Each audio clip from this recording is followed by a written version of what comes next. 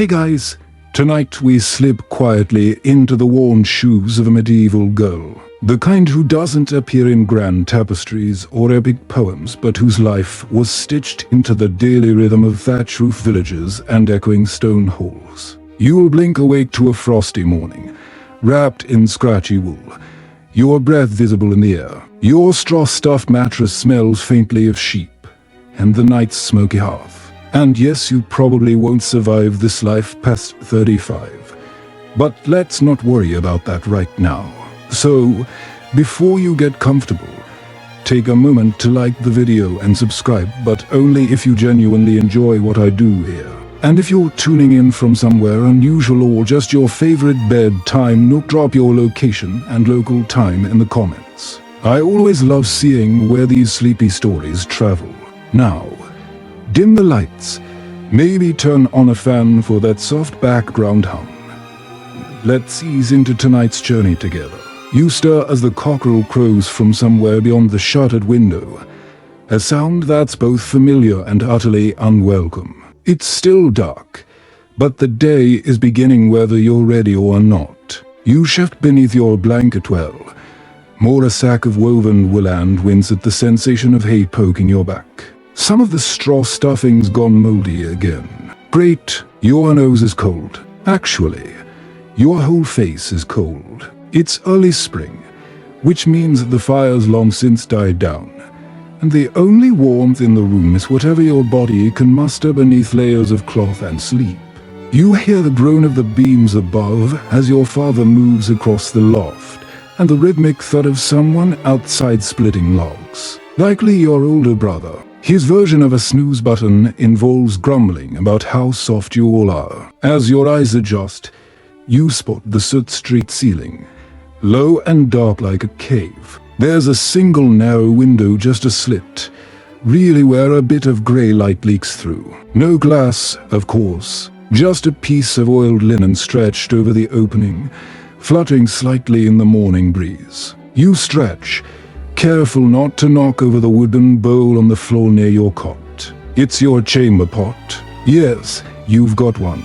Yes, you're grateful. No, it's not glamorous. And frankly, no one's emptied it yet. Clothing isn't really a morning decision in your world. There's only one dress, maybe two, if your family is lucky, and today it's the usual. A faded brown kirtle that smells like old sweat and firewood. You slide into it quickly, pulling a coarse shift underneath. The sleeves are too long.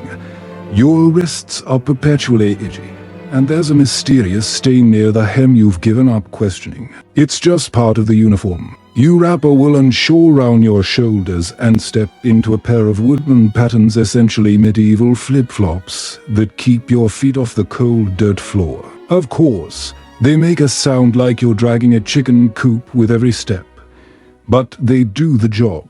As you tiptoe down the ladder from the sleeping loft, the room greets you with its usual bouquet: smoke, onions, and something that might be damp ferret. The hearth is nothing but pale ash and a few blackened logs. You poke at them with the iron poker, coaxing the faintest hint of warmth. Good luck. The fire takes coaxing, patience, and lungs like a blacksmith. Historians still argue whether most rural homes shared their space with animals, but in your case, the answer is yes, and to many. A chicken flaps indignantly in the corner where she's nested near the chimney, and somewhere under the table, a pig grunts softly. You eye it with suspicion. That pig knows secrets. Outside, the village is beginning to stir. You hear a distant bell, maybe the monastery's, and someone calling out about stale bread. The day will march on regardless of your feelings about it, which, this morning, are firmly no thank you. You gather a stack of kindling with numb fingers, attempting to start the fire without setting your braid on fire again. Last week was unpleasant. Eventually, smoke curls up like a sleepy snake from the hearth. You blow into the coals gently, and suddenly, there's a flicker. A single defiant flame, a small victory, and one you mentally add to the day's tally. You sit briefly by the new fire, warming your hands and your knees, letting your thoughts wander. Today is market day, or maybe it's bath day. You're not sure which is worse, but one thing's certain. Before breakfast, there will be work. Always work. Even before you see a crust of bread, your arms will ache and your feet will be cold. Still, you're here, awake, dressed, alive, and that's not nothing. Before breakfast, you have a small mountain of chores. And no, the pig doesn't help. You trudge out into the crisp morning air, the wooden door groaning on its hinges as you push it open. The world smells of damp soil and wood smoke. Your breath puffs out in little clouds, and your fingers ache the moment they meet the open air. There's a hint of frost still clinging to the edges of the thatched roof, and somewhere nearby, a dog is already barking about something extremely important. Probably a passing squirrel, or a leaf. The well stands at the edge of the yard, ringed by frost-bitten weeds and the occasional chicken feather. You grip the crank with both hands and begin lowering the bucket. It goes down with a slosh and a thunk. Then comes the hard part, hauling it up, full of icy water that makes your wrists sting.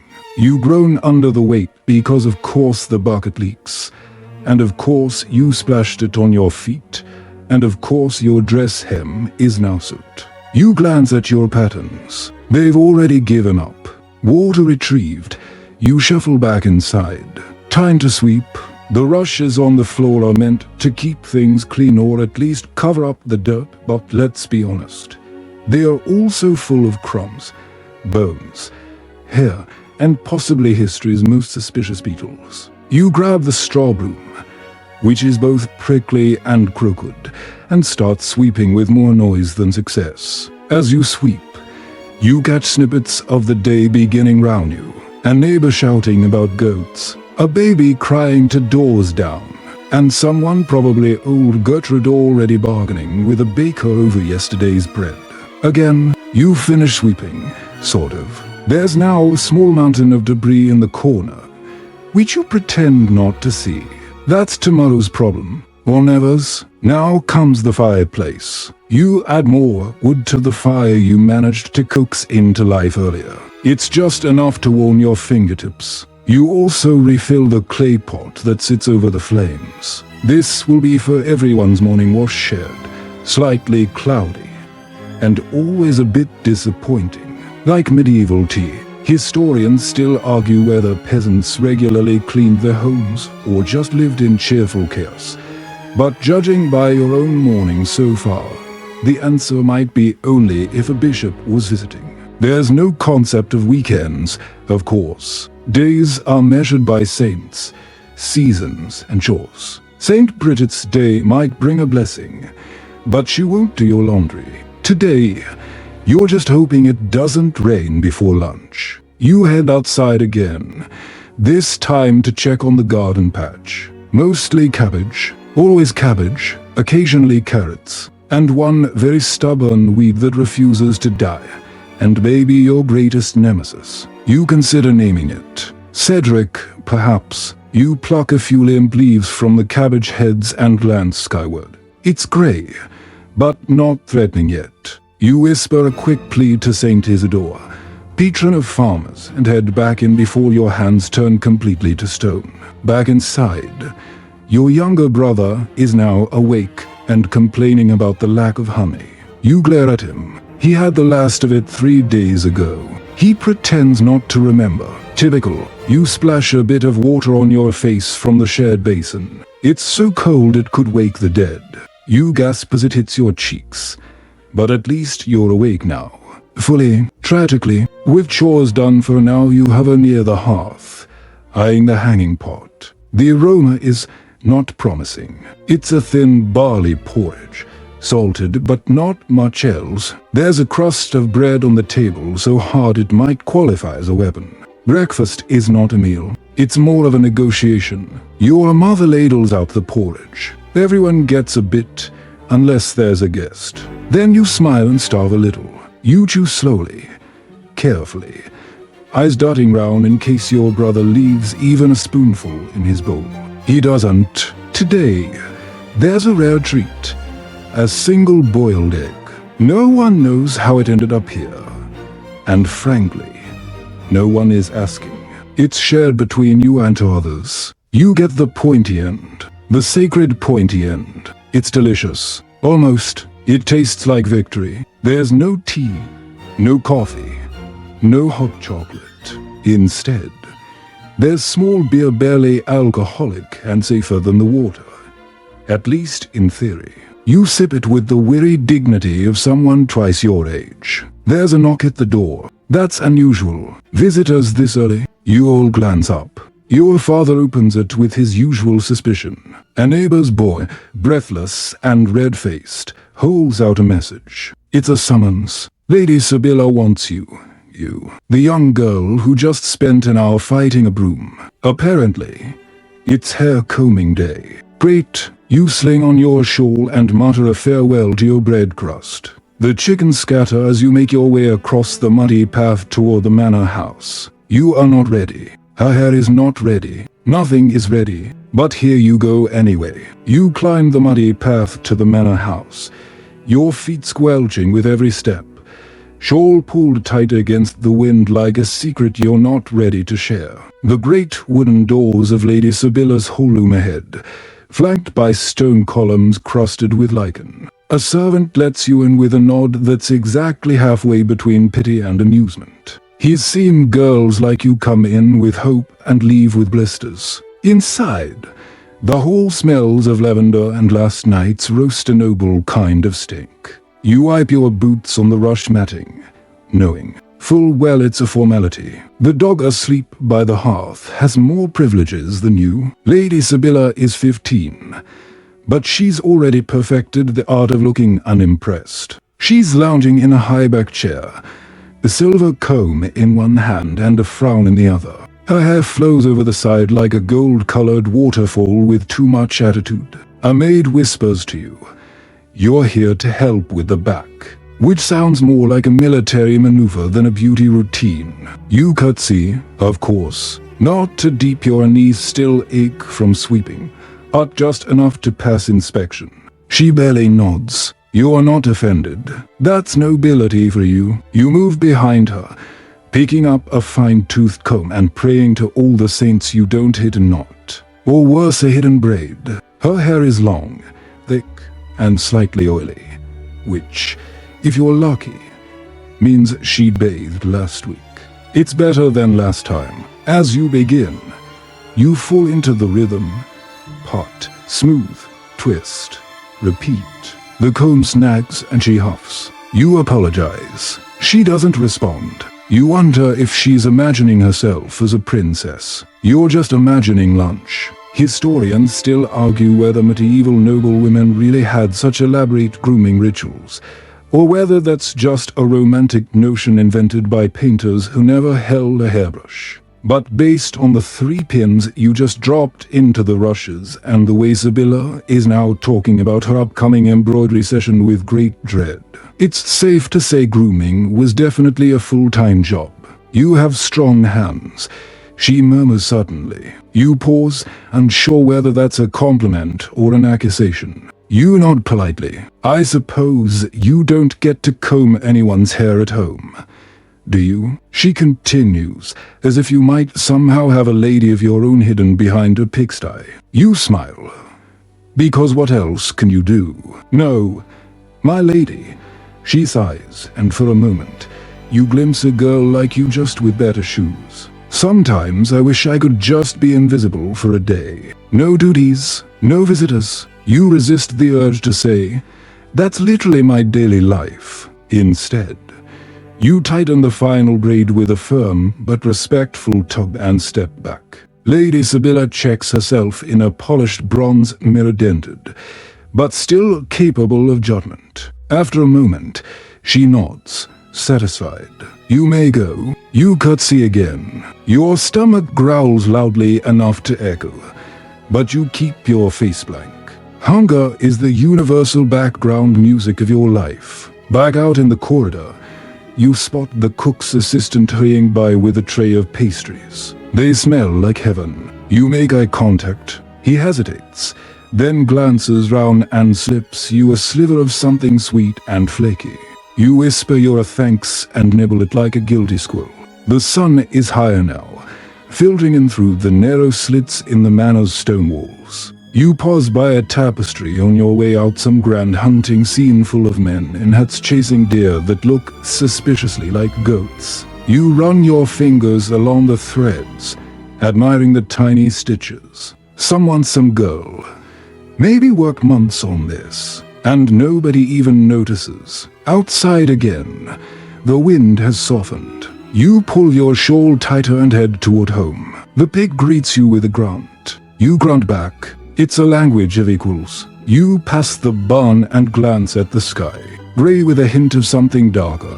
Rain later, probably. Which means the laundry will have to wait. Again, you reach the door and see your mother hauling firewood in. She gestures toward the basin. There's a bit of hot water left, if you're quick. You don't need telling twice. You dart to the basin and splash the warm water over your face. It feels miraculous, almost like a blessing. You scrub your arms, too, and rinse your hands. Someone's added rosemary to the water. Lottery. You hear your mother muttering about supper, something involving turnips, and your brother yelling about a stick he's decided is now a sword. You wipe your hands on your apron and feel, for one tiny moment, like a human again. There's no brushing of your own hair today. No perfume, no silk, just the satisfaction of having combed someone else's hair without losing your mind or a finger. Later, you'll help with the wash, or the weaving, or maybe you'll just collapse behind the hearth for 5 minutes before someone asks where the firewood went. But right now, you've got a small piece of sweet pastry in your belly, a bit of rosemary on your hands, and exactly 0 braids to manage. That counts as a win. The afternoon begins with the faint clang of the convent bell in the distance and a rooster who clearly didn't get the memo that morning is over. You've barely rinsed the rosemary scent from your fingers when your mother calls out again, this time holding a rough spun towel and a battered soap ball that smells vaguely of ashes, herbs, and old ambition. It's bath day, she says. No one celebrates bath day. Now, here's the part no one really tells you when imagining medieval girlhood.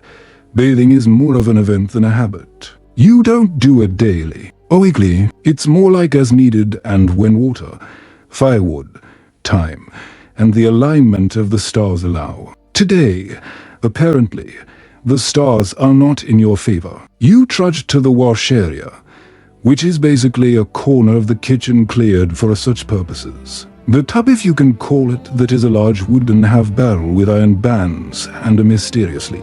It's been filled with water heated slowly over the hearth, and it steams invitingly. But don't be fooled. This is not a spa. You step in, slowly, hissing through your teeth. It's warm, yes, but also flecked with stray herbs, a few unidentifiable bits, and the faint aura of shared family use. The soap is handed to you like a ceremonial torch. You rub it between your hands and try to ignore the gritty texture. Clean-ish is the goal. Scented like thyme and desperation is the result. You scrub arms, legs, behind your ears. There's no shampoo, just more soap and perhaps a dash of vinegar if you're lucky. You lean your head back as your mother pours warm water over your hair. You gasp. It's a shock, even though you knew it was coming. For a moment, the world goes quiet except for the water pouring down, and the sensation is strangely comforting. Historians still argue whether peasants bathed more or less than nobles. Some say the wealthy feared water would open the skin to disease. Others claim elaborate bathhouses existed even in villages. Either way, in your world, a good bath is as rare as a feast and twice as exhausting. After the bath comes the worst part, drying off in a house with no central heating. The towel is rough and smells faintly of goat. You shiver as you wrap yourself in it and tiptoe across the cold stone floor back to the hearth. You change quickly into your one dry shift, the better of the two, and shake out your hair over the fire. You let it steam for a bit while you roast your toes. The pig wanders by again. You're starting to feel like it's your shadow. Your older sister walks in and raises an eyebrow at your state. Did you actually bathe? She asks, incredulous. You nod solemnly. Tell the angels, you say. They won't recognize me. She laughs, then tosses you a small, stiff brush for your hair. The bristles are wild boar, or at least, that's what someone claimed before it got this frayed. You begin the slow process of brushing out your wet hair, wincing at every snag. You're tempted to chop it all off, but girls don't do that. Not unless they're joining a convent or making a statement that could get them disowned. There's an open debate among the village women about whether bathing once a fortnight will ward off evil spirits or invite them. One neighbor, old Marga, swears her cousin caught a fever from washing during a waxing moon. Another insists garlic must be worn post-bath to keep your soul from slipping out your ears. You're not sure what's true, but just to be safe, you wrap a bit of cloth round your head when you're done. The air's still chilly. With your hair drying and your limbs slightly less grime-covered, you step outside for a moment, soaking in the sun. It's warm on your cheeks, and you close your eyes, letting the light trickle in like honey. The fields stretch out in every direction flat, golden brown, and dotted with the silhouettes of your neighbors bent in labor. You spot the miller's apprentice flirting awkwardly with the baker's niece. She's pretending not to notice. It's a village soap opera playing in real time. You re-enter the house to find your mother mixing dough. There's flour in her eyebrows. She gestures for you to help, so you plunge your hands into the bowl. The dough is warm, sticky, and full of attitude. You knead with practiced movements, pressing and folding, letting your thoughts wander. Tomorrow, if it doesn't rain, there'll be laundry, or spinning, or, heaven forbid, marking the animal stalls again. But today, for a brief slice of the afternoon, you've been scrubbed, dried, brushed, and are elbows deep in bread dough with nothing else demanding your attention except maybe Cedric the Indestructible. Weed in the garden. Later, once the bread is rising and your hands are wiped on your apron, you sit at the hearth with your sister and Shelby's. You talk about nonsense, whose goat ran off, whose tunic shrank in the wash, what the lady wore to chapel last week. It's gossip, sure, but it makes the time pass, and it feels oddly cozy, like being tucked into the corner of a story. You glance at the ceiling beams above and notice the faint outlines of dried herbs hung to cure, sage, lavender, maybe some marjoram. They dangle like upside-down flags of domestic victory. And just for a moment, the world is still. Clean skin, warm fire, sister beside you, a belly not quite full, but not grueling either. It's not paradise, but it's not bad. By mid-afternoon, with your hair now dry, your skin only mildly itchy from the soap, and a vague sense of accomplishment from surviving bath day, your next task arrives in the form of a shout from your father. Fetch something decent. We're going to town. Town, that word means different things to different people. To you, it means noise, mud, and the constant possibility of stepping in something unfortunate. But it also means smells, good ones. Cinnamon, roasting meat, beeswax candles, maybe even the promise of news from somewhere beyond your cabbage patch. You wrap your shawl tighter and slip on your most respectable overdress, still brown, still faded, but patched carefully enough to imply you try. The path to town isn't far. Just a short walk through the woods and across the brook, but it's always an event. You grab your basket, because no one leaves empty-handed. Even if you're not buying, you're expected to look like you might. Your little brother runs ahead, swinging a stick like a knight with more enthusiasm than skill. You follow, dodging puddles and tree roots, the wind tugging at your skirts. The brook is high today, swollen from spring rain, but the stones hold. Barely, as you approach the market square, the air changes. It's richer, thicker. There's something about the mingling of people, animals, spices, and noise that hits you like a tapestry of sensation. You can smell tallow candles, frying onions, and something that might be mint or might be feet. Vendors shout over one another like roosters in a very competitive choir. A boy is selling eel pies. A woman offers combs carved from bone. Someone's playing a flute badly. And in the center of it all, there's a man with a monkey on his shoulder trying to sell miracle potions made from genuine Moorish secrets. You're not buying it. Neither is the monkey, from the look of it. Historians still argue whether medieval marketplaces were more vital for trade or for gossip. But you know the truth. Both. More information changes hands here than at any sermon. Want to know who's betrothed, who's pregnant, who's been secretly meeting the blacksmith's apprentice behind the grain sacks? The market will tell you. Your mother haggles with a spice seller over a thimble of dried cloves. You hang back, admiring bolts of cloth dyed in colors you can't name, one that looks like a bruised plum, another like the sky just before storming. A merchant catches your gaze and raises an eyebrow. You lower your eyes, clutching your empty basket. Looking is free, touching is discouraged. You spot a woman selling honey cakes near the square's edge. Your mouth waters. She smiles at you, then turns to a man with actual coins. You sigh. One day, maybe, a piglet escapes a pen and sprints across the square, trailing twine. Children shriek with laughter, chasing after it. Your brother joins them, predictably, losing his stick sword in the process. You stay planted, eyeing a barrel of apples nearby. They're small, bruised, and overpriced. Suddenly, a woman beside you mutters, "Don't look now."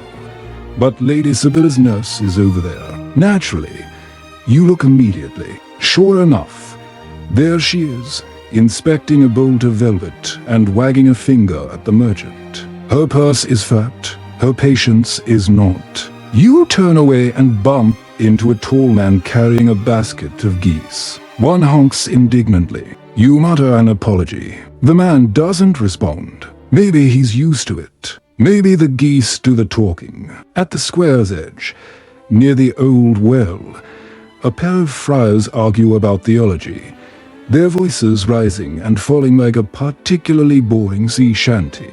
One gestures wildly, knocking over a pile of onions. The vendor yells. The friars ignore him. You slip past before you're drafted into a debate about original sin. Your father buys a block of salt the size of your head. You know it will be used carefully, grain by grain, like powdered gold. Beside him, your sister butters for wool thread. She's good at it, charming, quick, and only slightly threatening. Eventually, you're allowed to wander for a few minutes. You edge near the herbalist stall. Dried bundles hang in neat rows. Nettle, comfrey, sage, and something labeled dragon's hair, which is definitely just moss. Still, the colors are beautiful, and the smell earthy, sharp, mysterious, makes you think of stories told by firelight. You ask the herbalist, an old woman with 6 teeth and 1,000 wrinkles, what dragon's hair is good for. Dreams, she says, winking. And goats. You nod solemnly. Thank you. You don't buy anything. But she lets you sniff a jar of dried lavender, which is almost as good. For a moment, the chaos of the market fades behind that soft, clean smell. On the way home, your feet ache. Your brother is sulking about his lost stick. The piglet, somehow, is still on the run. You pass the same brook, stepping carefully. Your basket now slightly heavier with salt, thread, and the weight of 100 smells and sights still dancing behind your eyes. You glance up at the sun sliding lower, casting golden light through the trees. Shadows stretch across the path. Oh is just ahead. You didn't buy the honey cake. You didn't get the plum-colored fabric. But your heart feels full anyway. Because in a world where so little changes, an afternoon in town is magic. You arrive home with sore feet, wind-blown hair, and the smell of onions, mud, and miracle potion smoke still clinging to your clothes. The sun is dipping low, and the pig greets you at the gate like it's been worried sick. You step past it with a weary sigh, mentally calculating how much time you've got before supper. Spoiler, not much. Your mother's already got the kettle back on the hook, and your sister is chopping something suspiciously beige. Turnips again. You quietly tuck your basket onto the table and sink onto the stool nearest the hearth. You feel like you've walked from one century into another. And then it comes. Get the tub again. You freeze. What for? Your hair. Your mother says, without looking up. It smells like goose and spice oil. You consider protesting, but she's right. That miracle potion salesman did try to bless you with some sort of sacred rosemary mist. You smelled like you were about to be roasted. So you fetch the small basin still warm from being near the fire and kneel beside it. There's no such thing as privacy in your house, so you get used to doing everything in the company of other people chopping, arguing, or loudly asking what's burning. This time, you are not doing a full bath, just a hair wash, which is still a minor ordeal. You dip your head, and your sister pours the water gently over it, humming some tune she probably learned from a shepherd boy. The soap is that same strange mix of ashes, rosemary, and something sharp enough to make your scalp tingle. You scrub, wincing at every knot. The soap lathers faintly, not bubbly, more foamy, and you work it through with aching arms. Then comes the rinse, which is less luxurious waterfall and more cold splash with a cracked jug. Historians still argue whether medieval girls washed their hair weekly or just when something visibly moved in it. Judging by your scalp right now, the truth is probably when someone else complains about the smell. Once your hair is rinsed and mostly not dripping, you pat it dry with the same towel from earlier, which has now evolved to mostly damp status. Your fingers are pruny, your knees are sore from crouching, and your brother just walked by imitating your hair washing noises. You throw the towel at him. It misses. He laughs anyway. To your surprise, your mother hands you a small dish with something that looks like mashed up herbs mixed with goat fat. What's this, you ask? For your skin, she replies. Lady Sibylla's nurse swears by it. You stare at the greenish goop. It smells like mint and mystery. You dab a bit on your cheek. It tingles. You've heard all kinds of strange beauty rituals. Some girls use rose water if they can get it. Others smear egg yolk on their faces to tighten the sole to the skin. Whatever that means. One girl swore by fermented milk. Another claimed rolling in lavender bushes brought good luck and smooth elbows. There was even a rumor about crocodile dung being used in ancient Egypt. You don't know where Egypt is exactly, but wherever it is, they can keep that idea. You settle near the fire, letting your hair dry and your face tingle. Your father stomps in with firewood, muttering about someone trying to cheat him on salt weight. He's still salty about it. Dinner is still being coaxed into existence, so you have a few rare moments to yourself. You grab your little bundle of sewing a scrap of linen you've been slowly embroidering with crooked daisies. You're not great at it. Your flowers look like startled spiders, but it's yours. You stab the needle through the fabric with the kind of delicate aggression only a tired girl can master. The fire crackles beside you. The pig snorts in its sleep. Your sister is now braiding her own hair, which she does with terrifying precision. Your thread tangles. You sigh. Then something strange happens. The door creaks open and a figure steps in. Tall, wrapped in a heavy traveling cloak, dusty boots, and in his arms, a bundle wrapped in cloth the color of saffron. He's a traveler, a guest, which means one thing: panic. Your mother shoots up, wiping her hands on her apron. Get another bowl, she hisses. And for heaven's sake, clean under the table. You scramble, grabbing the broom, your least favorite coworker, and making a half-hearted attempt to banish crumbs and pig hair. Your father greets the traveler with the formal nod reserved for strangers with stories and possibly gold. The traveler smiles, teeth white against his weather-beaten skin. "I bring silk," he says, "and tales from the sea." Your brother's jaw drops. Yours too, a little. "Silk? From where?" "The moon." He unwraps the bundle slightly to reveal a length of fabric that catches the firelight like liquid sun.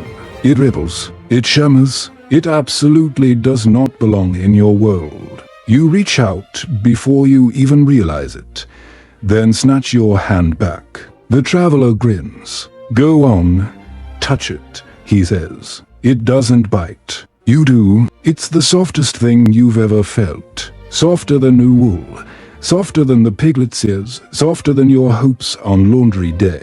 The traveler tells of a land where people wear orange robes and bathe every morning in rivers the color of sapphire. He speaks of spices that make your tongue dance and birds with feathers brighter than stained glass. He's probably exaggerating. He's definitely enchanting. Historians still argue whether tales of distant lands were truthful or embellished to the point of nonsense. But tonight, you don't care. You are utterly, blissfully spellbound. You listen, eyes wide, chin resting on your knees, while the traveler's voice weaves dreams into the firelight. Outside, the wind howls. Inside, you are wrapped in warmth, wonder, and just a little goat fat lotion.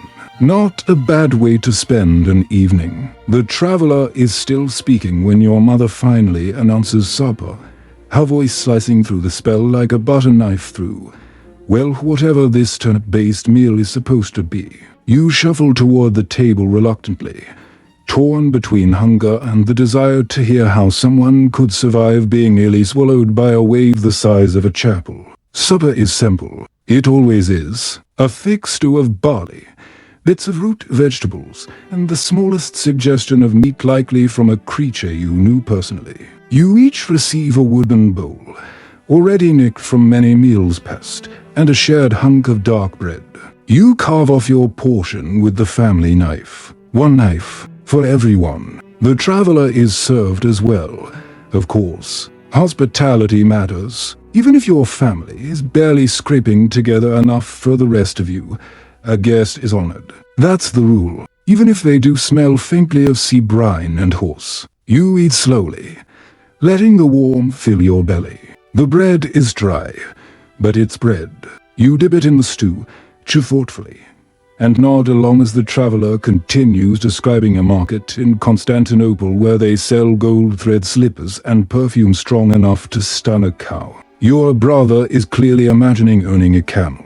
Your sister is clearly imagining owning the slippers.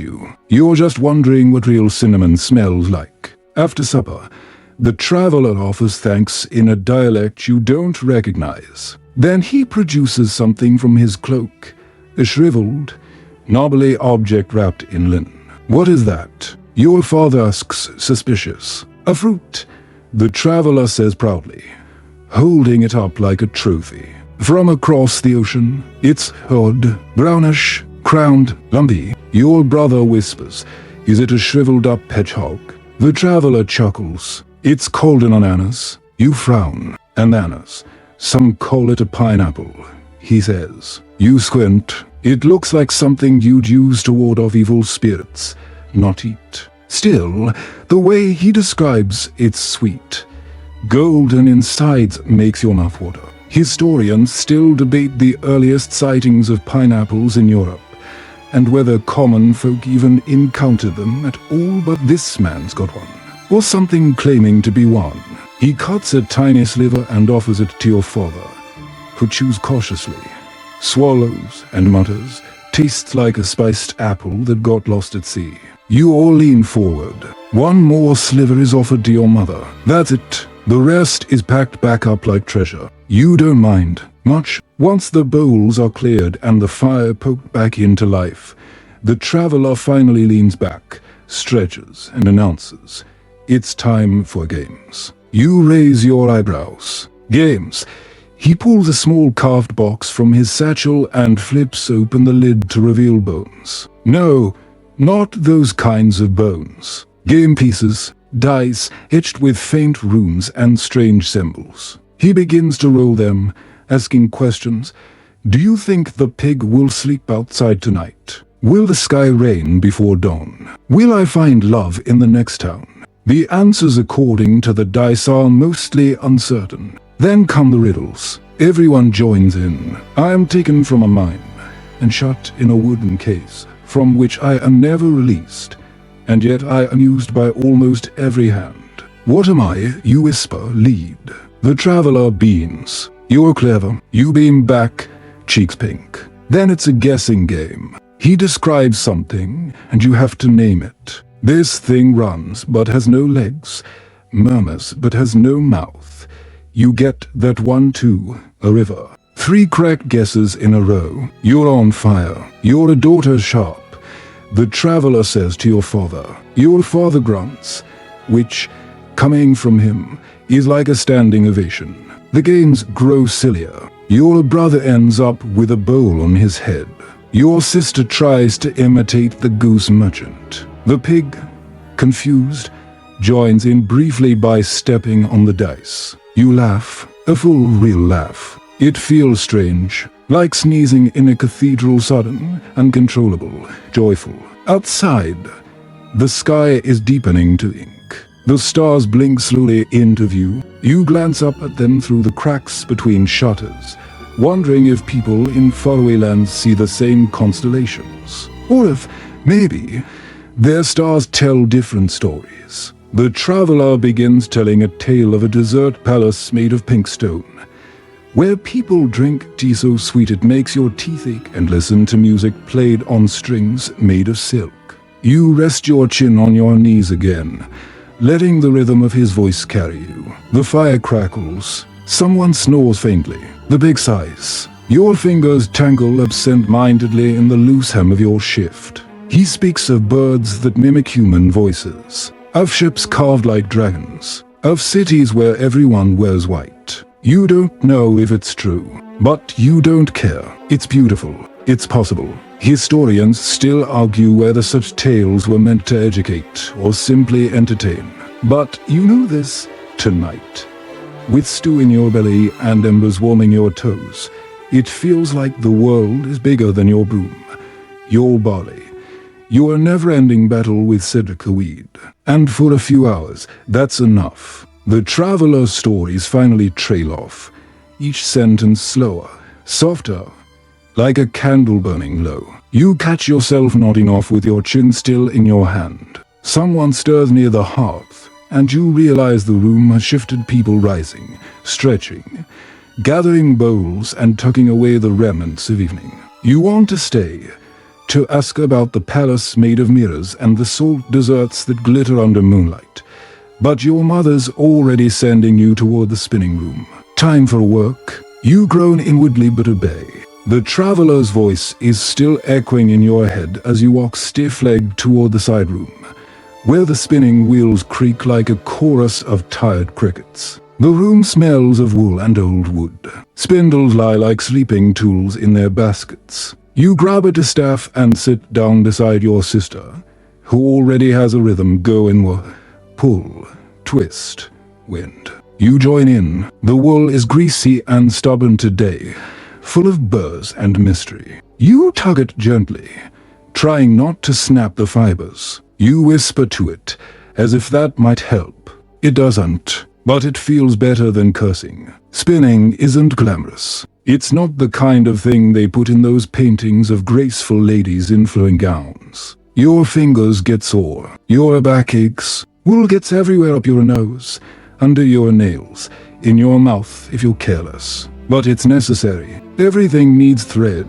For tunics, for sacks, for sheets and sails and banners and bridal veils. And someone has to make it. So you spin. Your sister hums beside you, an old tune about a milkmaid and a man who turned into a fish. You hum along. The room warms with bodies and breath and the slow, steady sound of wooden wheels. At the far end, Your aunt is embroidering a panel for the church. Tiny lilies bloom under her needle, one painful stitch at a time. She pauses occasionally to flex her fingers or sigh dramatically. Why lilies, you ask? She shrugs. Saint Mary likes them. Fair enough. Historians still argue whether medieval girls did all this work themselves or if guilds and specialists took over by adolescents. But here, in your world, the answer is simple. If you can hold a needle, you work. The conversation drifts from thread to neighbors to who might marry whom. Your cousin claims she heard the Reeves son talking about you. You nearly drop your spindle. What did he say? That your hair looked like pondweed. You make a noise somewhere between a snort and a threat. Your sister laughs so hard she drops her wool. You jab a needle through your finger, not on purpose, but it feels weirdly appropriate. You suck the blood off your fingertip and look down at your lap. The thread you spun is uneven thick, thin, looped in some places. But it's yours. The room grows quieter. Even the fire beyond the wall seems to have dimmed. The only sounds now are the occasional creak of a wheel and the faint rustle of cloth. You glance at the embroidery again. Your aunt, without looking up, says, "Want to try?" You blink. "Really?" She nods. "Don't ruin it." You scoot over like a pilgrim approaching a relic. She hands you the frame. You thread the needle. Your hands shake a little. She points, just there, between the stem and the petal. You lower the needle, push it through, and pull it back with exaggerated care. One stitch, not perfect, not awful, not bad, she says. You grin. Outside, the wind rattles the shutters. Inside, the room glows with firelight and faint pride. Eventually, your mother pokes her head in and announces that prayers are in 5 minutes. You groan. Your knees are still sore from last time, but there's no arguing with the schedule. You file into the main room with the others. The traveler has taken a seat near the fire, head bowed. Your father leads the prayer simple, steady, familiar. You mouth the words without thinking. You close your eyes. It's not a long prayer, just enough to ask for safety, warmth, good crops, and fewer rats. Speaking of which, there's a scratching sound from the far wall. Your brother elbows you. Bet it's the rat again. You whisper back. Bet it's looking for your dignity. He gasps. You in. After prayers, you sneak back toward the fire, curling up on a bench with your shawl pulled tight. Your mother begins folding linen. Your sister stacking bowls. The traveler has dozed off slightly, mouth open. The pig snores dramatically in the corner, and then the whispering begins. Ghost stories. It's an unspoken tradition, like using a good spoon for honey or blaming the dog for strange smells. Tonight, your sister starts it. Did you hear what happened to the girl in the next village over? You're already hooked. She followed a trail of white feathers into the woods, she whispers. They say it was a trap set by the Fae. Her feet bled for 3 days, and when they found her, she spoke only in riddles. Your cousin finishes. Classic Fae behavior. Someone mutters. You chime in with your favorite. There was a nun who levitated during prayer. Floated right off the floor. Your aunt sighs. That was Sister Agnes, and she tripped on her rosary, left her. You all lean closer to the fire. Someone tells a story about a knight who returned from war with eyes that glowed red. Another about a well that grants wishes but only once. Historians still argue whether these tales were cautionary, entertainment, or ways to explain things no one understood. You think they're all three. You don't believe every story, but you want to. In the warmth of this fire, with thread dust on your sleeves and the scent of wood smoke in your hair, the world feels enchanted. Anything could be true, even levitating nuns. Eventually, the ghost stories fade, and your mother announces they are with her signature phrase. No one's waking up dead tired tomorrow because they couldn't keep quiet tonight. That's your cue. The room scatters into soft motion, blankets unfolded, candles snuffed, yawn stifled. You shuffle toward your sleeping corner, pausing just long enough to nudge the pig back toward its usual spot near the chimney. It resists. You in, belly, you grab your worn shawl, which has doubled as a pillow, a cape, and once as a failed curtain. Your straw mattress is exactly where you left it, lumpy, flattened in the middle, and stuffed with dreams and the occasional twig.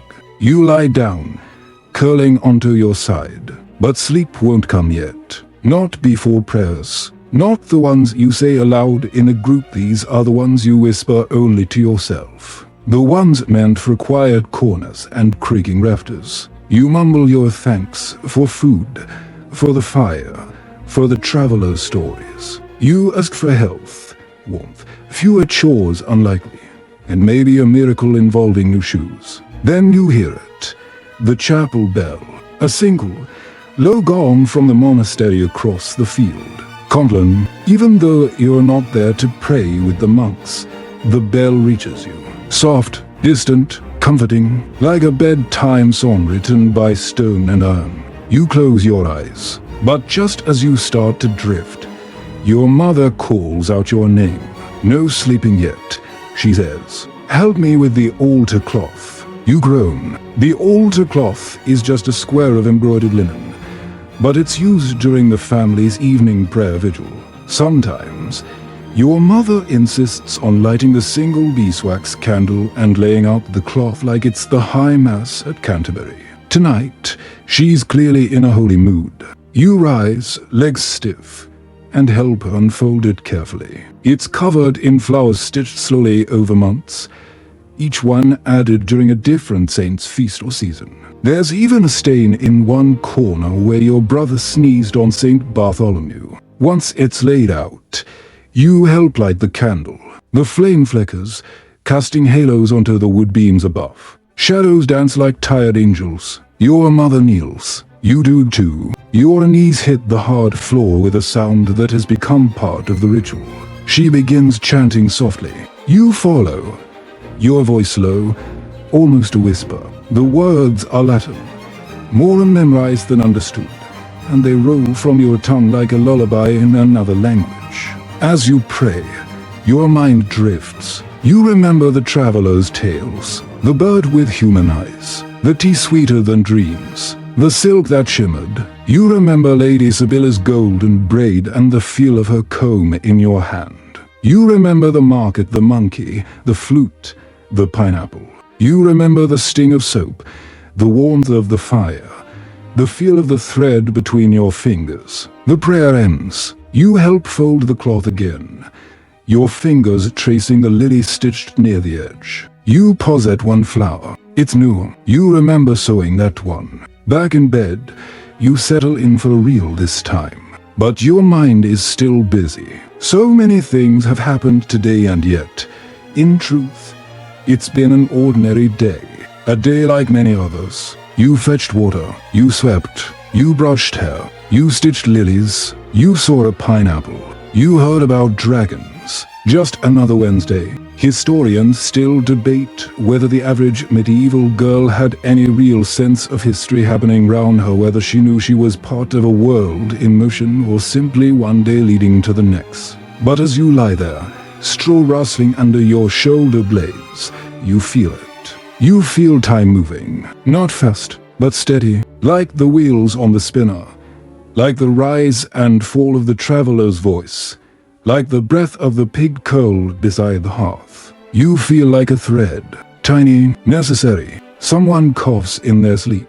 A floorboard creaks. Outside, an owl calls once, twice, then falls silent. You exhale, sinking deeper into the mattress. But just before sleep finds you, you remember one last thing. Tomorrow is wash day. You groan into your blanket. Even dreams can't protect you from laundry. Morning again. Of course it is. You're wrenched from your dream not by the rooster this time, but by your mother's voice slicing through the half-light like a dagger dipped in chores. Get up. Wash day. You briefly consider pretending to be ill. Then you remember the last time you tried that. The sickness test involved a freezing spoon, a sniff test, and your grandmother announcing, If she can complain, she can clean. So up you get. Your body protests every step. Your back is sore. Your shoulders ache. And you're reasonably sure you have hay permanently embedded in one elbow. But laundry waits for no one. You pull on your work shift already stained with the ghosts of wash days past and begin hauling buckets from the well.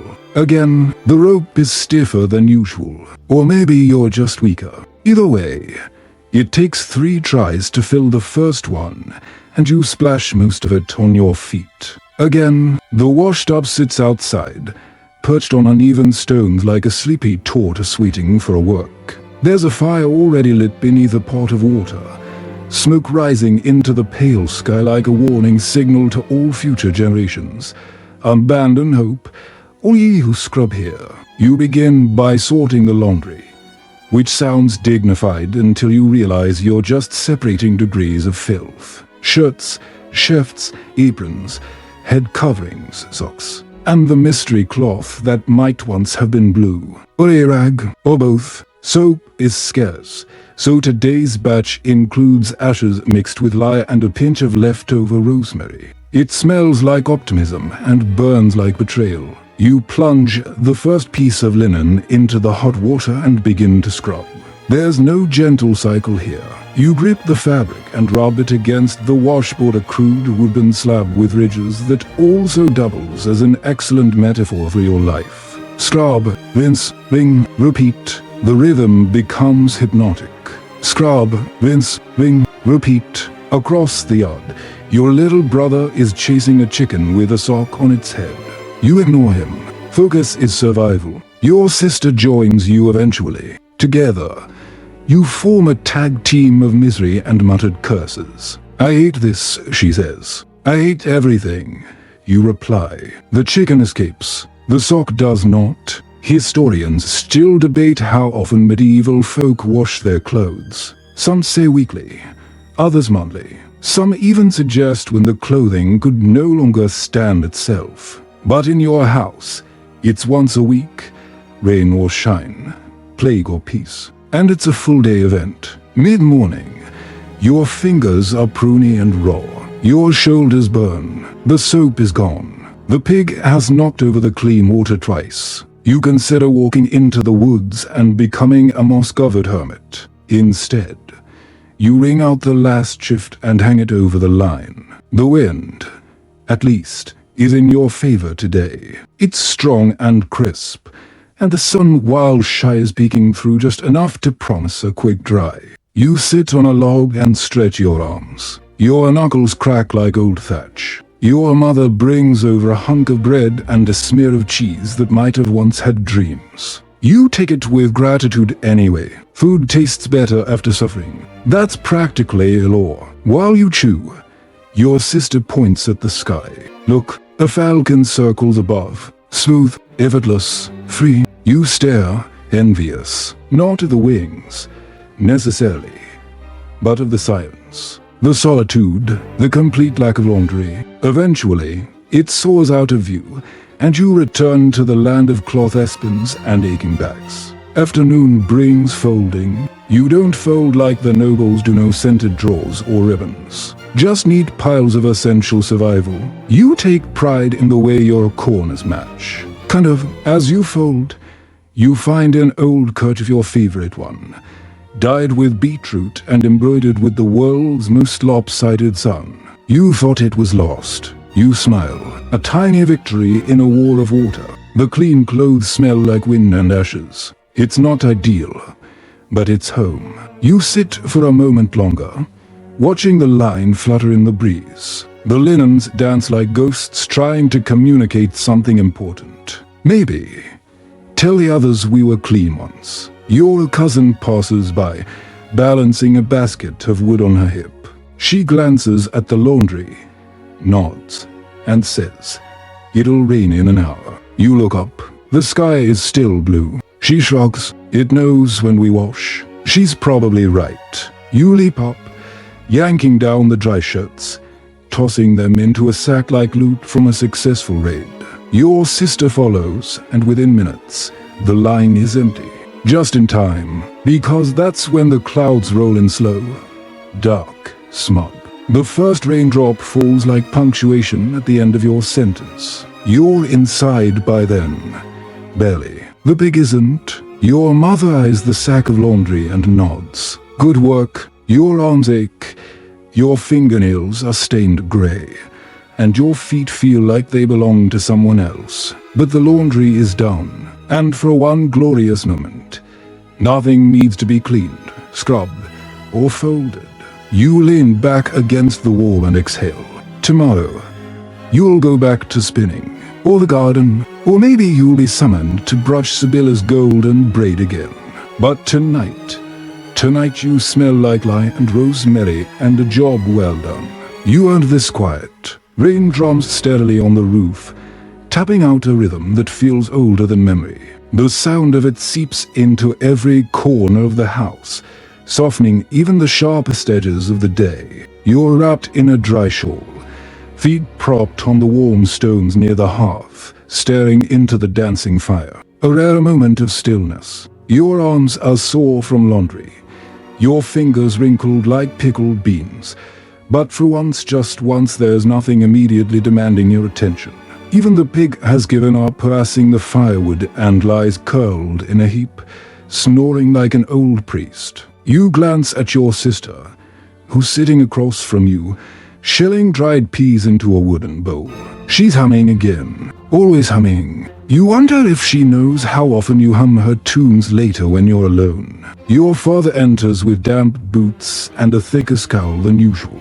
Rained right through my hood, he mutters, tossing it near the fire. Sky's got a temper tonight. Your mother follows, already carrying a broom, already scanning the floor like it's personally insulted her. Mud again, everyone off the rugs. You snatch your feet up just in time. The traveler, still here for another night, says he's heading south to Moleans against the wall and stretches. Perfect night for a story, he says. Your ears perk up. He produces a small wooden pipe and begins puffing lazily. It smells like cloves and oak. You inch a little closer, just enough to seem casual. You ever hear about the blacksmith's daughter who tricked a demon?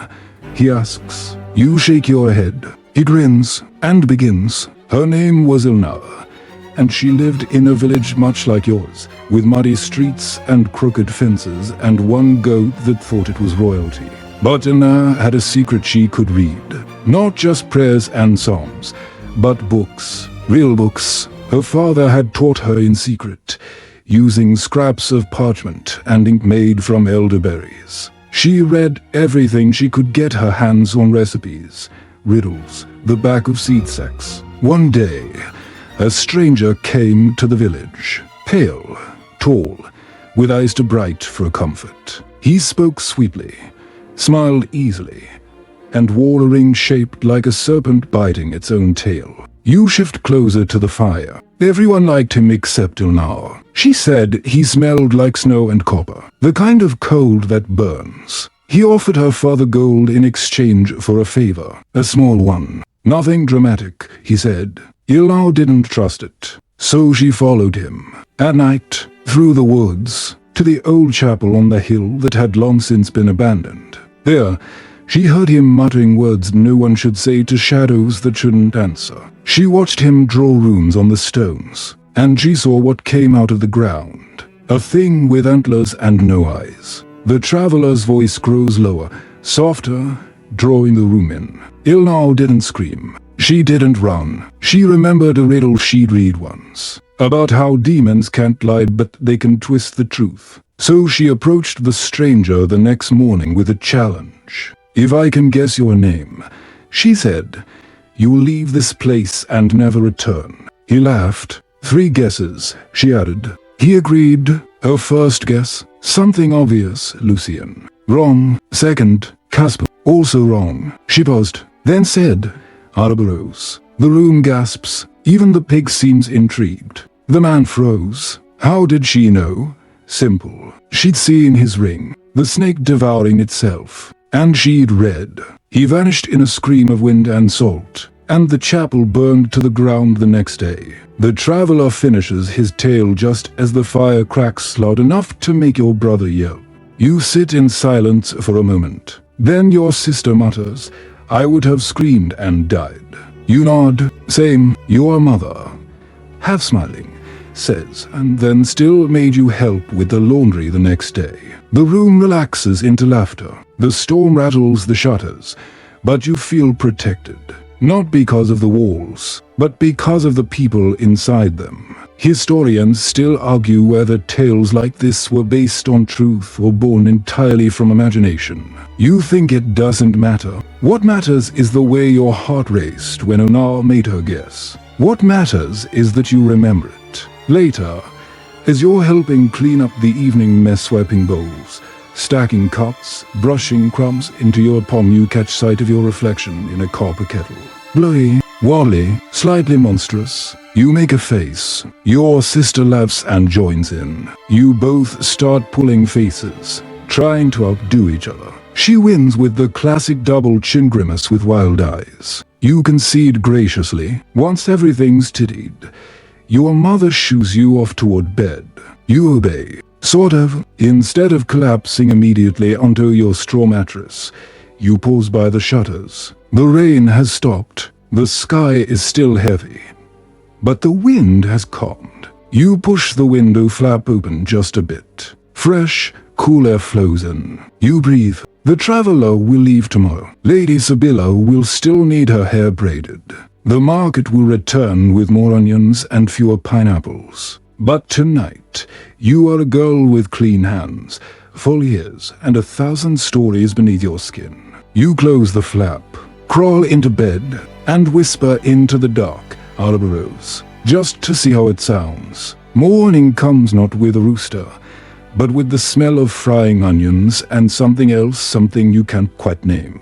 It's sweet, naughty, and far too fancy for a normal day. You sit up so fast you nearly roll off your straw mattress. The traveler's leaving. That's the reason for the unexpected Roma. Your mother always makes a rare thank you cakes when someone important departs. Not cakes in the noble sense, no sugar, no icing, nothing to make a bard sing about them. Just a handful of flour, chopped dried apples, and honey scraped from the very bottom of the jar. But they smell like kindness. You scramble to dress before the good pieces vanish. A clean shift. You're a nicer overdress, meaning the one with the fewest patches, and you even wet your hair slightly to tame it. You glance at the mirror shard in the kitchen corner. Still you, but marginally less tragic. You rush into the main room just in time to see the traveler fastening his cloak. His boots are dry now, his pipe packed away, his serpentine hand resting on the hilt of a walking stick that looks more ceremonial than necessary. Off so soon? Your father asks, handing him a small cloth bundle for the road. The traveler nods. Rain's past. Roads will be clear by midday. The south calls. Everyone's gathered. Even the pig seems to sense the occasion, sitting unusually dignified near the hearth. Your little brother eyes the man's boots like they might contain candy. Your sister clutches the edge of the table, clearly hoping for one last story. But there's no time. Instead, the traveler turns to you and bows slightly. You're a listener, he says. That's rare. You blush. I didn't do anything. He smiles. That's what all the best listeners say. He steps out into the sunlight. You all follow, watching as he makes his way down the path. He stops once at the fence post and raises a hand. Then he's gone, swallowed by morning mist and muddy road. Back inside, silence lingers like a forgotten song. Then your mother claps her hands. There's work. Of course there is. You find yourself assigned to the pantry, tasked with sorting herbs. The jars are unlabeled, so you're going off-site. Scent and guesswork. One bundle smells like medicine, another like sadness, a third, strangely, like clean laundry. You bundle them into sacks, tying them with leftover thread and marking them with tiny knots so you remember which is which. 1 knot for mint, 2 for thyme, 3 for mystery. While working, your sister enters, arms full of fresh reeds. "Help me with the floor," she says. You groan. "Didn't we just do that yesterday?" "That's practically today." She rolls her eyes. You join her anyway. Together, you strip the old rushes from the floor, sweeping out bits of dirt, breadcrumbs, and a shocking number of bird feathers. The new rushes smell green and sharp. They crinkle underfoot as you lay them down, one handful at a time. There's something oddly satisfying about it, like tucking the house in for a nap.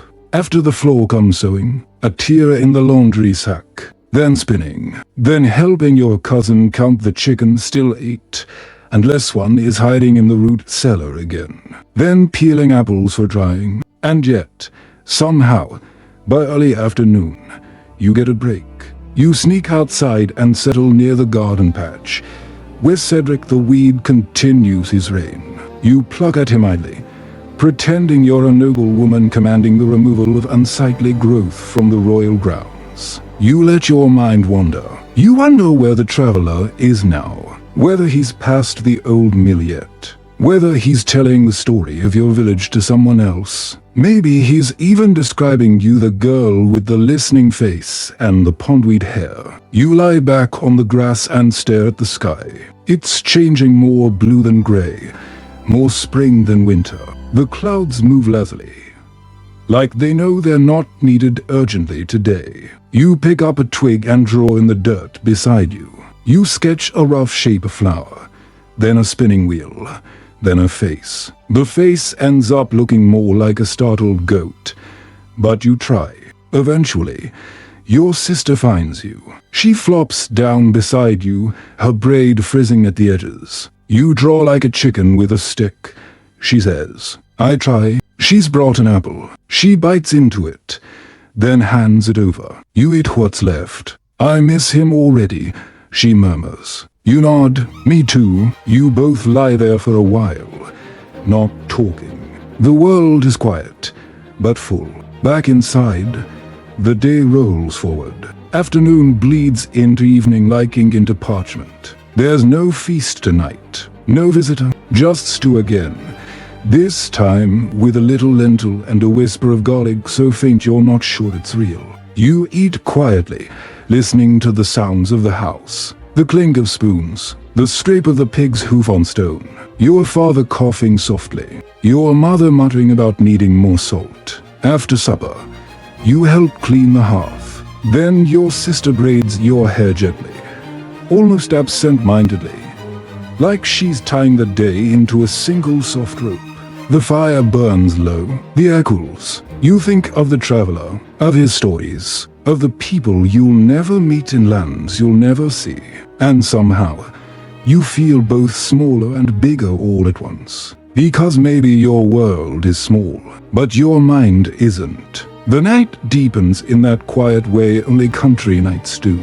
No horns, no carriages, no bells tolling endlessly like they do in the towns. Just the chirp of insects outside the shutter and the occasional squeak of floorboards settling as the house exhales. You're sitting by the hearth again, this time with your embroidery St. Mary's Lily, version 8. You're determined to get it right tonight. The stitches look less like startled spiders now, more like nervous beetles. Progress. Your cousin is darning socks, lips pressed tight in concentration.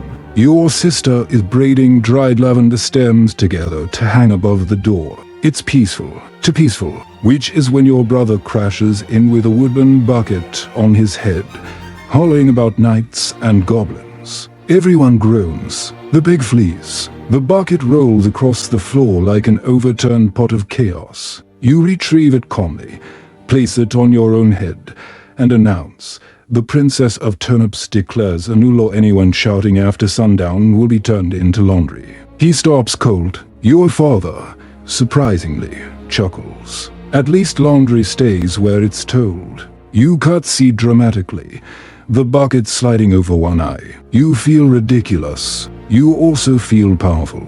Your mother shoos the chaos away and hands you a pot of warm lavender and beeswax. Rub your hands, she says. Those fingers won't sew if they're cracked like dry bread. You obey. The bomb smells like spring and old prayer books. You rub it into your palms, watching the firelight dance across the hearthstones. There's something comforting about doing things slowly, by hand. The feeling of oil sinking into skin, of thread pulling through fabric, of breath moving gently in and out. You move next to the spinning basket. It's become your companion, your rival, your test. You spin a little wool, just enough to say you tried. The spindle wobbles. You frown. You fix it. You keep going. Spinning is like life. Your aunt once said, if you rush, the thread breaks. If you stop, it tangles. If you don't pay attention, it runs away entirely. You think about that as your fingers work. You've been thinking a lot lately. About the traveler, about Sibylla, about Ilna, the blacksmith's daughter. About whether anyone ever guesses a demon's name twice. About whether you'll ever leave this village. Historians still argue whether peasant girls ever imagined leaving. Whether they dreamed beyond the hedgerow. The official answer might be no, but your heart disagrees. You look at the fire and wonder what it's like to see the sea, to walk into a city, to ride a horse faster than the wind. You know these are dangerous thoughts, but you keep them anyway, like pressed flowers hidden in a book. The candle is down to a nub when your mother finally calls it bed.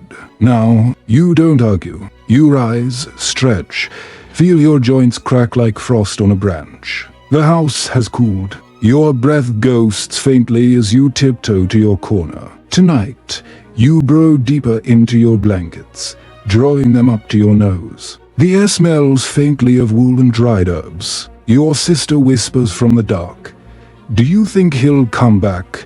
You hesitate. Maybe. Did he really go to all those places? You turn toward her voice. He told good stories. She's quiet a moment. Then, "I want to see the city."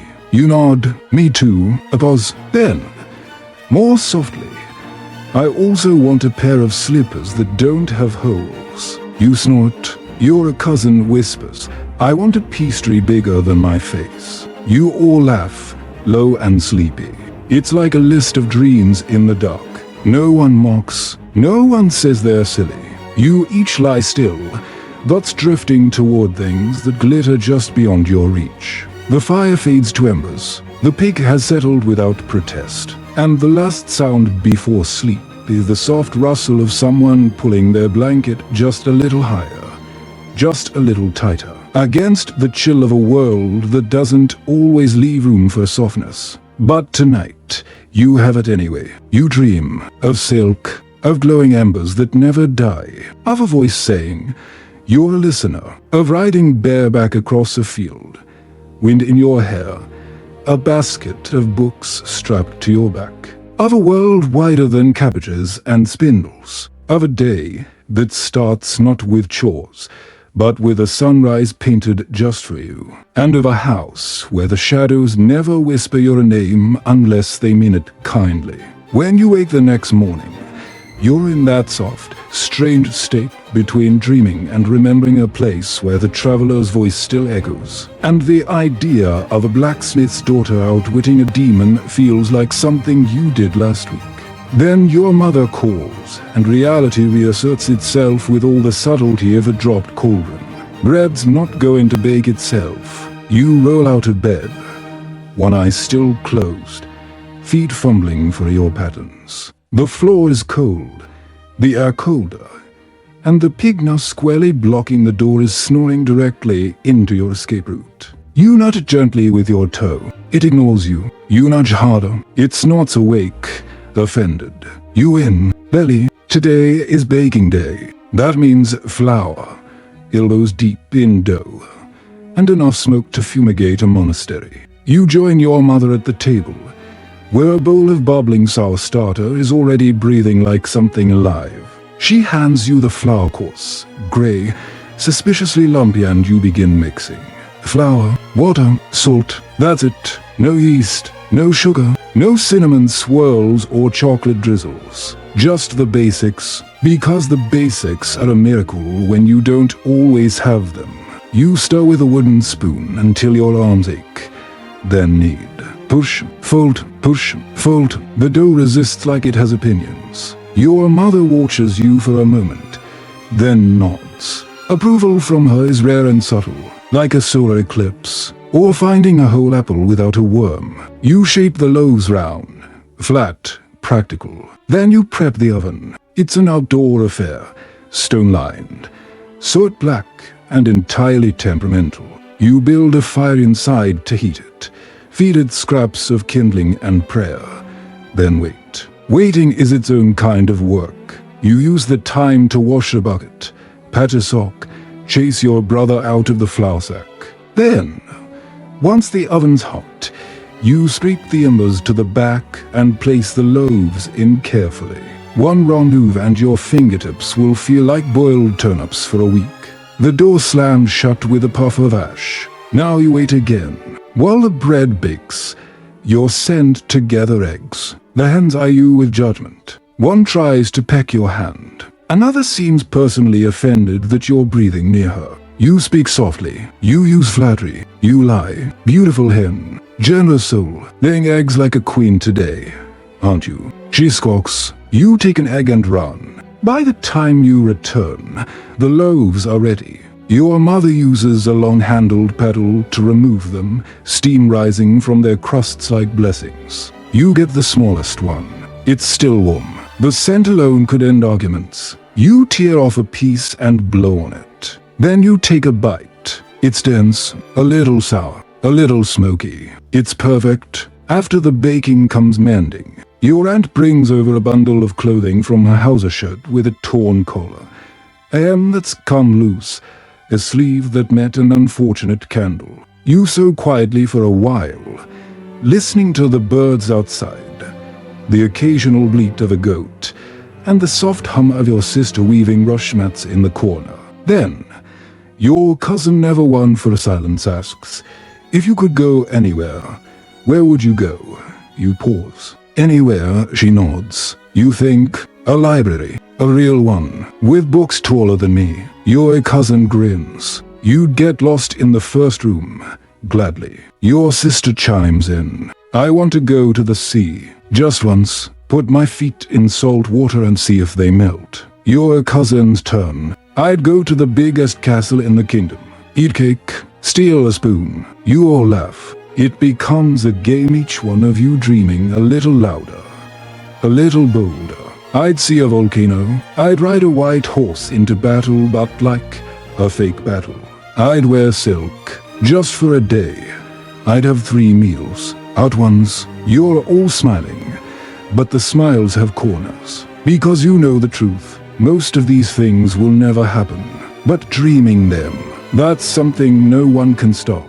Historians still argue whether girls like you ever really dreamed about far-off places or if that's just a modern wish projected backward through time. You don't care. You dream anyway. Evening comes early. Clouds crowd the sky, turning the air thick and heavy. You hurry to bring in the laundry before it rains, nearly tripping over the cat who may or may not be cursed, based on your neighbor's latest accusation. Inside, the house smells like bread and smoke and lavender and old wool. It smells like home. You eat your supper barley stew again, but this time with slivers of onion and just a hint of something spicy. You think your mother's testing out the traveler's fine herbs. You don't tell her it tastes like old boots soaked in mustard. Instead, you nod politely. She seems pleased. After dinner, you lie near the fire again. Your embroidery rests in your lap. You stitch the final petal on your St. Mary lily. It's still crooked. It's still yours. You tie the knot, snip the thread, and exhale. Outside, the first raindrops start to fall. Gentle, regular, like someone knocking softly on the roof. You look up at the rafters. No leaks yet. You pull your blanket tighter and let your thoughts drift again. Not toward stories this time, but toward memories. Of the traveler, of the pipe smoke, of the silk, of the guessing game. and the pineapple, and the riddle about lead. Of a girl named Ilna who read by candlelight and outwitted a demon. Of the way your sister said, "I want to see the city," and of the voice in your dream whispering, "You're a listener." You close your eyes and listen. The storm rolls in heavier during the night, wrapping the house in sound. Rain lashes against the shutters.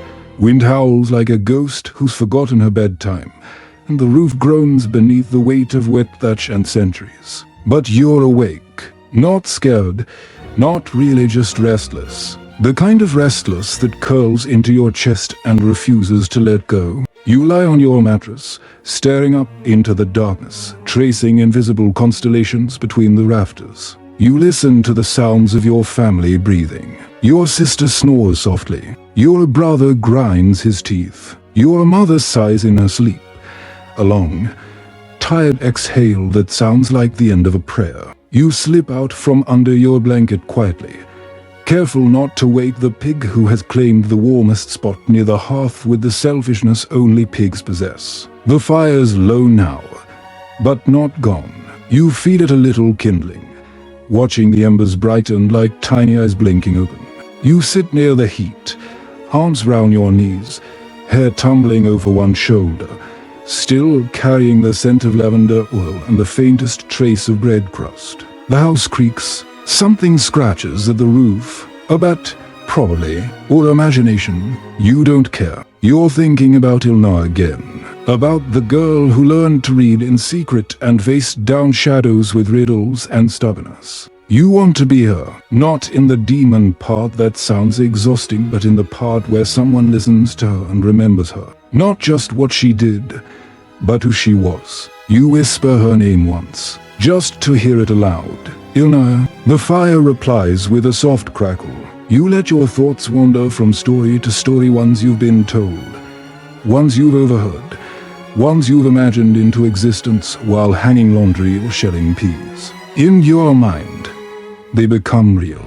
You know the faces, you know the smells, you know the endings before they come. Because you're a listener, and listeners are keepers. You must have dozed off, curled near the hearth like a second piglet. Because the next thing you know, your mother is nudging you gently with her toe. Get up, she says. It's Sunday, which means no washing, no spinning, no sweeping, just church, prayer, and the occasional awkward social interaction with people who think they're better at piety than they are at honesty. You dress in your cleanest shift, still damp from the storm, and wrap your shawl tight round your shoulders. The road to the chapel is muddy. The air is thick, and your shoes squelch with every step. Inside, the chapel smells of old wood, wax, and wet wool.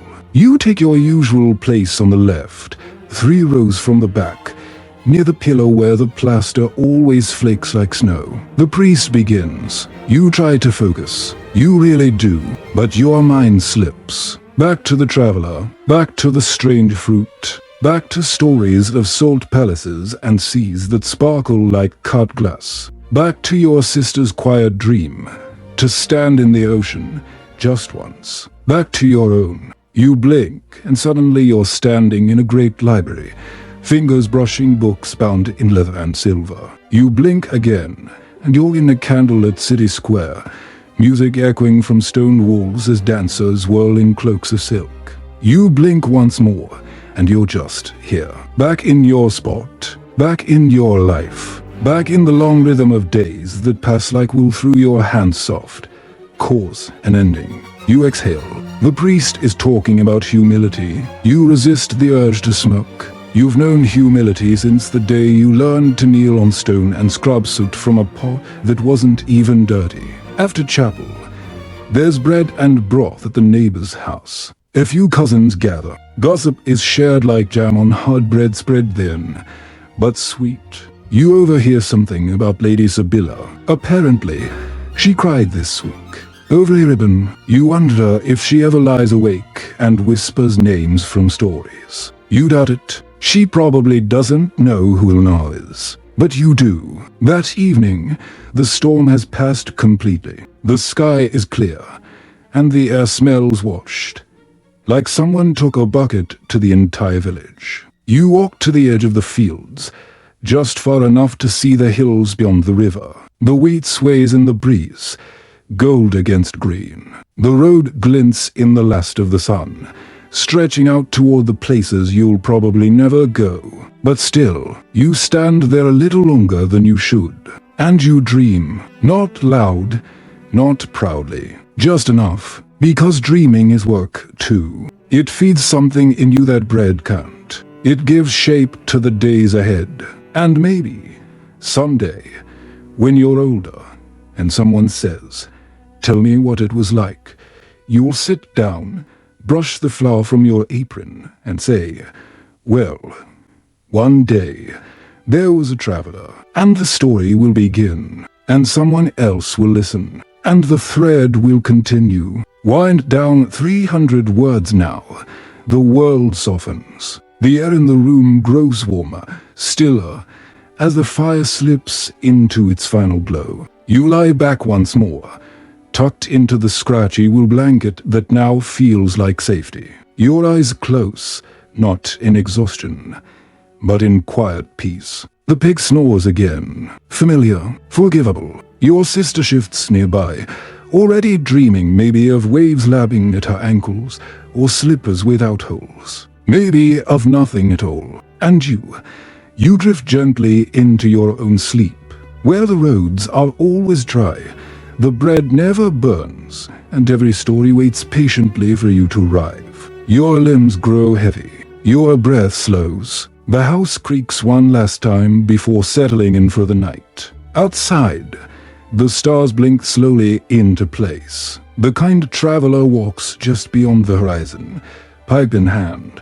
stories in tow, heading towards someone else's village, someone else's hearth. And you rest, softly, thoughtfully, wrapped in memory, story, and dreams you'll keep tucked away until the next quiet night.